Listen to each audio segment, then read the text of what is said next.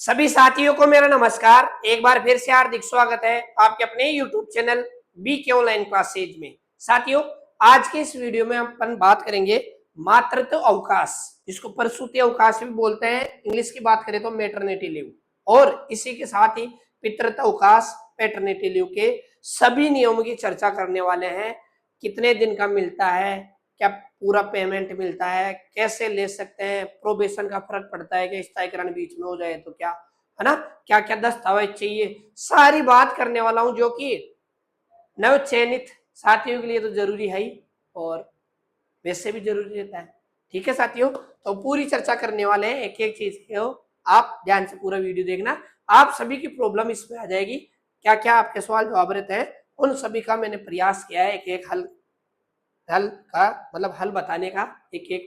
ठीक है साथियों, सबसे पहले कितने दिन के मिलते हैं, अवकाश कितने दिन के मिलते हैं। तो मैटरनिटी लीव को मैं एमएल लिख रहा हूँ फिलहाल, है ना। एमएल मेडिकल लीव भी होता है, लेकिन मैटरनिटी लीव को एमएल लिखता हूँ। एमएल मैटरनिटी लीव मिलता है साथियों 180 दिन का। ठीक है, और पितृत्व अवकाश की बात करें, जिसको मैं अभी फिलहाल तो पीएल लिख रहा हूँ, ये मिलता है साथियों आपको 15 दिन का। ठीक है, ये पुरुषों के लिए पितृत्व अवकाश 15 दिन के लिए, महिलाओं के लिए 180 दिन के लिए। ठीक है साथियों, क्या अवकाश प्रोबेशन काल में भी ले सकते हैं क्या? बिल्कुल साथियों, आपको प्रोबेशन काल में भी मिलेगा। इसका जवाब है हाँ, प्रोबेशन काल में भी मिलेगा।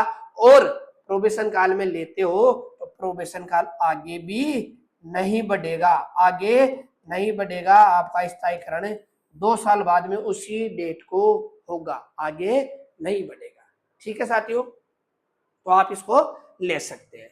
अब सबसे मोटा सवाल, क्या सर इसका पूरा पेमेंट मिलता है क्या?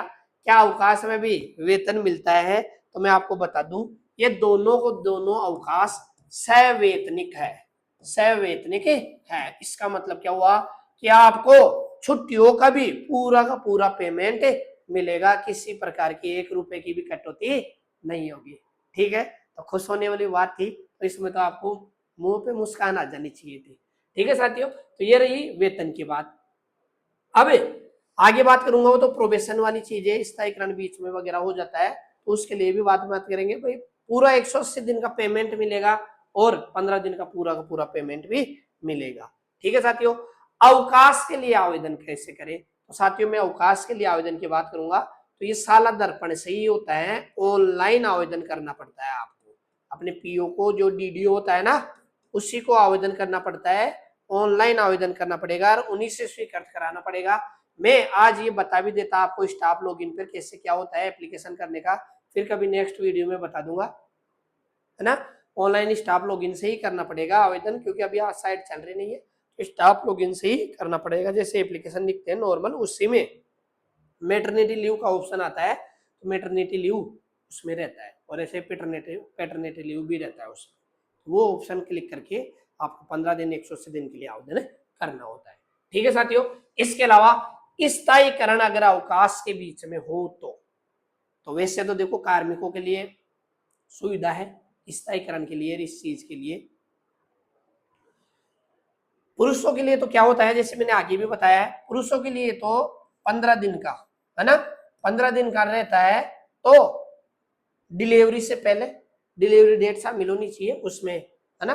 तो डिलीवरी से 15 दिन पहले, और डिलीवरी होने के 3 महीने तक कभी भी अवकाश ले सकते हैं। इन पे कोई पाबंदी नहीं है पुरुषों के लिए, ये पुरुषों की बात कर रहा हूं मैं। डिलीवरी से, है ना, 15 दिन पहले तक भी ले सकते हैं, और 3 महीने बाद तक कभी भी आप ले सकते हो, है ना। और लगातार ही लेना रहेगा। अगर आप बीच में ज्वाइन कर लेते हो तो दोनों अवकाश ऐसे खत्म हो जाएंगे।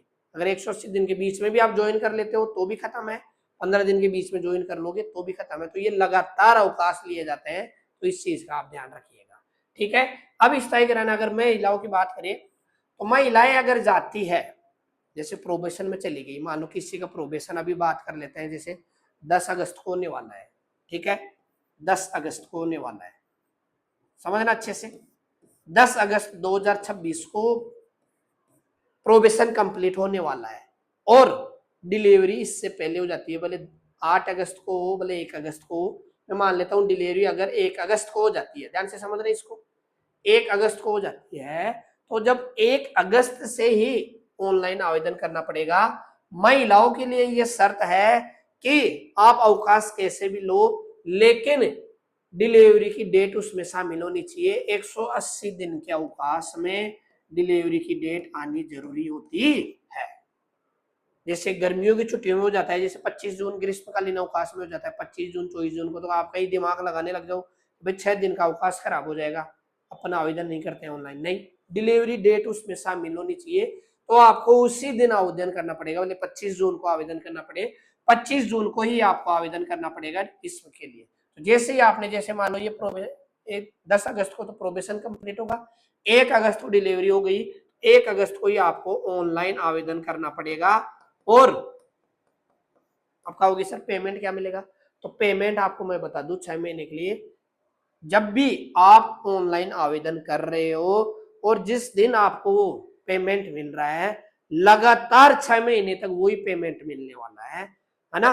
ना तो उसमें डीए बढ़ेगा, ना उसमें एचआरए बढ़ेगा, ना उसमें इंक्रीमेंट लगेगा। ठीक है, लगातार जो आपने प्रसूति अवकाश जाने से पहले जितना आप पेमेंट ले रहे हो वो ही पेमेंट मिलेगा। अब जैसे 1 अगस्त को डिलीवरी वो करवा ली, हो गई, आवेदन कर दिया, 10 अगस्त को आपका स्थायीकरण तो हो जाएगा, लेकिन आपका होगी सर पूरा पेमेंट मिलना चाहिए स्थायीकरण के बाद का, वो नहीं मिलेगा। 1 अगस्त के बाद में आप 6 महीने जोड़ लीजिए, 6 महीने है ना। जैसे अगस्त के बाद में सितंबर, अक्टूबर, नवंबर, दिसंबर, जनवरी, फरवरी, फरवरी में हो जाएगा 1 मार्च को अगर आप ज्वाइन करते हो, जो भी 180 दिन बाद में 1 मार्च 2027 को आप जैसे ही ज्वाइन करोगे, इस दिन से आपको वास्तविक लाभ मिलेगा। पूरा पेमेंट तो इसी दिन से मिलेगा। काल्पनिक लाभ आपकी स्थायीकरण की थी तो 10 अगस्त 2026 हो जाएगी, स्थायीकरण तो 10 अगस्त को हो जाएगा, लेकिन जो वास्तविक लाभ है पूरा पेमेंट की बात करते हैं, तो वो आप जिस दिन ज्वाइन करोगे उसी दिन मिलेगा। बीच में कोई डीएचआरए बढ़ जाता है तो वो भी आपको जिस दिन ज्वाइन करोगे उसी दिन से मिलेगा। ना तो इस बीच के पीरियड का आपको एरियर भी नहीं मिलेगा। ध्यान सुन लेना, बाद में और पता चल जाएगा कि पूरा पेमेंट सर हमें तो पूरा पेमेंट मिलना चाहिए, बच गया उसका एरियर, नहीं, एरियर भी नहीं मिलेगा साथियों। ये मैटरनिटी लीव का नियम है, तो इस चीज का ध्यान कीजिएगा। आजकल तो सब है ना, प्लान इस हिसाब से कीजिएगा, अपना जो भी बेबी प्लान करते हो, ऐसे मजाक की बात नहीं है, प्लान इस हिसाब से कीजिएगा कि छुट्टियां वगैरह डिस्टर्ब ना हो, स्थायीकरण भी डिस्टर्ब ना हो, ऐसा कुछ हो कि स्थायीकरण के बाद में अपन छुट्टियों पे जाए, है ना, तो वो जो भी पेमेंट मिले वो पूरा का पूरा पेमेंट मिल जाए, क्योंकि नुकसान ना हो, क्योंकि इस बीच में 6 महीने का कितना नुकसान हो जाता है पैसे का, तो उस हिसाब से आप चीज कीजिएगा। ठीक है साथियों, तो ये चीज आपको समझ में आ गई होगी। अब आपको थोड़ा मैं बता दूं मेरे बारे में भी, मैं टीचर से संबंधित हर एक प्रकार के जो रिजल्ट होते हैं, ज्वाइनिंग अपडेट है, अपना यूट्यूब चैनल है बीके ऑनलाइन क्लासेज के नाम से, उसमें पढ़ाता भी हूँ मैथमेटिक्स के साथ ही जो भी टीचर से संबंधित साला दर्पण IFMS ट्रेनिंग, अपार, ITR, बोर्ड परीक्षा फोरम वगैरह देख सकते हो आप, सब कुछ मैं टाइम टू टाइम अपडेट देता रहता हूँ, वीडियो बनाता रहता हूँ, और हर एक कमेंट का रिप्लाई भी करता हूँ। कोई सा भी वीडियो आप उठा के देख लीजिएगा, हर एक कमेंट का रिप्लाई करता हूँ। तो आप भी चैनल पर नए हो तो चैनल को सब्सक्राइब कीजिएगा। अब अपनी प्रचार, अपनी बातें तो अपन ही कर सकते हैं और दूसरा कौन करेगा, तो चैनल को जरूर आपसे सब्सक्राइब कीजिएगा। साथ ही टेलीग्राम है, नीचे डिस्क्रिप्शन में लिंक है, कोई भी पीडीएफ हो ट्रांसफर से संबंधित, नए रिजल्ट की जो भी है इस पे और शेयर कर देता हूँ, तो टेलीग्राम भी का भी नीचे डिस्क्रिप्शन में लिंक है, उसको आप ज्वाइन अवश्य कीजिएगा। ठीक है साथियों, अब बात करते हैं कि संतान गोद लेने पर भी क्या अवकाश मिलता है।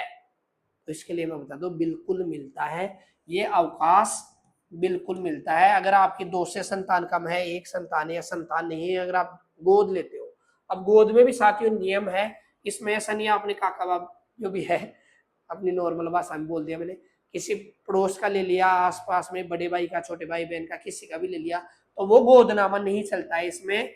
ये गोदनामा स्वीकृत है अनाथ आलय से। ठीक है, ये अनाथ आलय में आप जाते हो, गोद लेते हो, बाकायदा वैधानिक रूप से कानूनी कार्य करते हुए अगर आप गोद लेते हो किसी अनाथ बच्चे को, तो ही आपको ये अवकाश मिलेंगे, वरना अवकाश नहीं मिलेंगे। बाकी गोद में भी ये चीज लागू होती है, अगर आप किसी को दत्तक पुत्र गोद लेते हो तो ये नियम लागू होता है। अनाथालय में आपको वैधानिक तरीके से ही लेना पड़ेगा, तभी ये अवकाश मिलेगा। ठीक है साथियों, क्या तीसरी संतान पर भी अवकाश मिलता है? तो साथियों इसके लिए मैं आपको बता दूं, बिल्कुल मिलता है तीसरी संतान पे, लेकिन उसके लिए नियम है, या तो दोनों संतान ही, है ना, दोनों संतान ही एक्सपायर हो गई हो, या फिर पूर्णतः दिव्यांग हो, पूर्णतः दिव्यांग हो, तो ही तीसरे संतान पे ये अवकाश मिलते हैं, वरना अवकाश नहीं मिलते। इसके लिए ये नियम रखा है RSR में, नियम में। ठीक है साथियों, इसके लिए ये है। और बीच में अगर देखो भगवान ना करे किसी के साथ हो जाए, लेकिन हो भी जाता है, ये तो अपने हाथ में कुछ नहीं होता। अगर बीच में मान लो कोई भी मैटरनिटी लीव पे चला गया 15 दिन 10 दिन के लिए, और भगवान ना चाहते हुए भी जो भी है बच्चा एक्सपायर हो जाए, तो फिर इस अवकाश को ना बढ़ाते हुए 10-15 दिन को आप CL में, PL में, जो भी है मेडिकल लीव में, किसी में भी कन्वर्ट करवा के पितृत्व अवकाश को आप कैंसिल करवा दीजिए। ठीक है, और कैंसिल करवाने के बाद उसको CL PL में कन्वर्ट करवा लीजिए, तो बाद में इन फ्यूचर जब भी बच्चा करो तो ये छुट्टी आपको मिल जाएगी। ठीक है, पितृत्व अवकाश 2 बार मिल जाएंगे। ठीक है, पूरी सर्विस में आप 2 संतान होने पर आप इसको ले सकते हो, 2 बार अवकाश ले सकते हो। इसके साथ ही सर क्या क्या दस्तावेज चाहिए? जब भी आप जैसे इनको स्थायीकरण में भी चाहिए, वैसे सर्विस बुक में भी लगते हैं, तो क्या क्या दस्तावेज चाहिए? एक तो आप जो ऑनलाइन आवेदन करोगे उसका एप्लीकेशन ना, ऑनलाइन वाला एप्लीकेशन फॉर्म निकल ही जाता है साला दर्पण से, एक तो वो चाहिए। इसके अलावा जो भी बच्चा होता है, लड़का या लड़की, उसका जन्म प्रमाण पत्र और एक डिस्चार्ज सर्टिफिकेट, जो हॉस्पिटल से डिस्चार्ज होते हैं ना, वो उसको संभाल के रखना पड़ेगा आपको। डिस्चार्ज वाला एक पेज का सर्टिफिकेट आता है, वो आपको स्कूल में जमा कराना पड़ेगा। ये फोटोकॉपी आपको ये जमा कराना पड़ेगी, तभी वो वैलिड माना जाता है। ये दस्तावेज आपको जमा कराना ही कराना पड़ेगा। ठीक है साथियों, बाकी बीच में 15 दिन के अवकाश में या 180 दिन के अवकाश में सभी अवकाश शामिल होते हैं, ऐसे नहीं, वर्किंग डे शामिल होते हैं। दिवाली का अवकाश आ जाए, ग्रीष्मकालीन अवकाश आ जाए, ये सारे अवकाश इनमें शामिल हो जाते हैं, है ना। तो इन चीजों का मैंने जो भी था, आपके कमेंट थे, आपके जो जितनी भी समस्याएं आ सकती है, वो सब कुछ मैंने अच्छे से बताने का प्रयास किया है। आशा है आपको वीडियो पसंद आया होगा। वीडियो अच्छा लगा हो तो वीडियो को लाइक कीजिए, कमेंट कीजिए, और चैनल पर नए हो तो चैनल को सब्सक्राइब अवश्य कीजिएगा। यहाँ टीचर से संबंधित हर एक, है ना, समस्या का समाधान किया जाता है। हर एक समस्या के पहले ही वीडियो बना दिए जाते हैं, और कोई कमेंट आता है तो हर एक कमेंट की रिप्लाई भी दिए जाते हैं। धन्यवाद साथियों, फिर मिलते हैं कोई नई वीडियो नई जानकारी के साथ। बाय बाय, धन्यवाद।